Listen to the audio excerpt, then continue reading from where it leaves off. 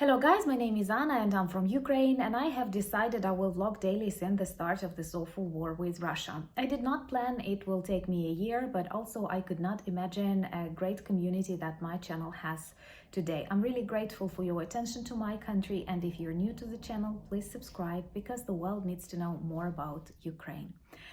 And if you're wondering why am I wearing sweater after a long spell of warm weather, we had snow in the morning. I know that in many European countries the weather is also cold, and in general this does not add optimism.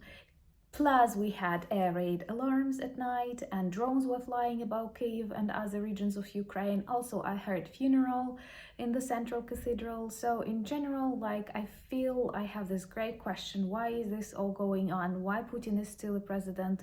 Why Russia is still a country? But we are going to speak more about Belarus and Russian tactical nuclear weapons that are going to be located there. Many of you know that I live close to Belarus. That's why I am particularly attentive to different news that come from that zone.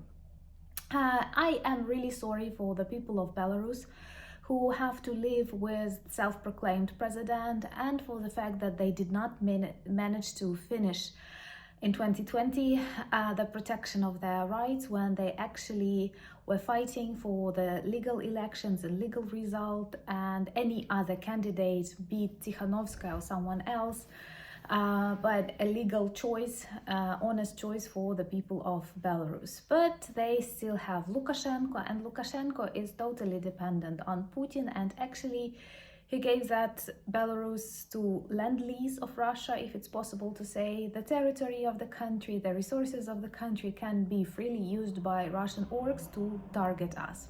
So for me personally, Belarus is a country of this war, and it was from the very beginning, because many of the attacks on Kyiv region on the north of Ukraine started from the territory of Belarus.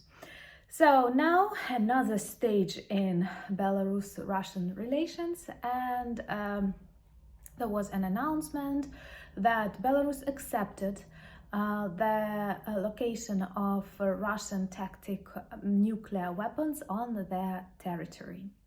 Moreover, as living in their totally artificial propaganda-created reality, they persuade that this does not go against any international laws, even though it breaks every possible agreement. And here I have a question to those who often advise Ukraine not to escalate. Why Belarus is escalating? Why Russia is escalating? What are we going to do with that? How can we ignore that a country, not nuclear country, is going to host nuclear weapons? This goes against any rule, and for example, the EU reacted already that it is a serious threat for the safety of the European Union, and not only because Russia continues its nuke speak, and they like saying that they have special weapons that are able to target even the United States. And here I have a question: what is that if not terrorism? Why Russia is still not stopped as a terrorist state? Why it is still a part of global politics? Why Chinese president visits Putin and shakes his hand after he threatens the world with his nuclear power, but not only threatens, he also plans to bring his nuclear weapons to a country that is not Russia, that was not nuclear, that goes against all nuclear agreements. And that is a very serious question that no one has an answer to. What is that if not escalation, provocation, or, honestly speaking, terrorism? And actually, they plan to prepare the necessary storage for this tactical nuclear weapons until July, which is really quickly, 3 months, and everything is going to be ready. And all of us will be more threatened by Russian orgs, but we won't provoke and we won't escalate. Many countries reacted, and that's important, starting from EU as a joint supranational organization, and France also encouraged to denounce this agreement between Belarus and Russia. But at the same time, no reactions are seen apart from the comments from the Belarus side that it is totally in accordance with all international laws. It is our problem that for decades Russia was lying, Russia was imitating. Everybody realized that they are like hooligans or bullies, that they break all possible rules, but people did not want conflicts and people were closing eyes. And what do we have now? Criminals, terrorists who got used, they are accepted by the global civilized society.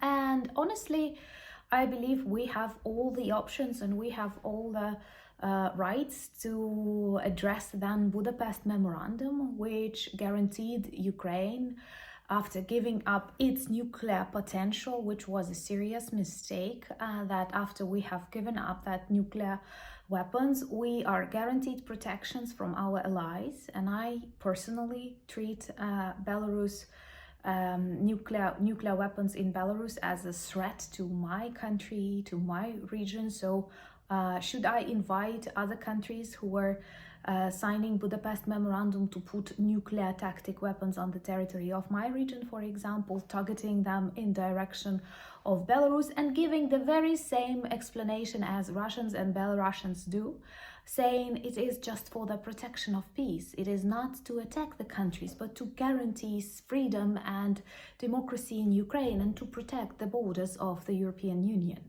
If we cannot stop them, if we cannot persecute them, then should we use their rhetorics?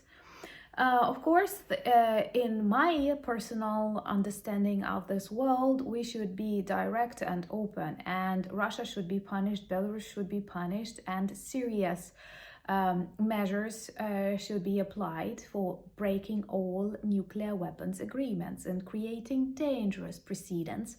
It is not the time to express, how do they like saying that, concerns about things happening. Things are happening. Things are happening.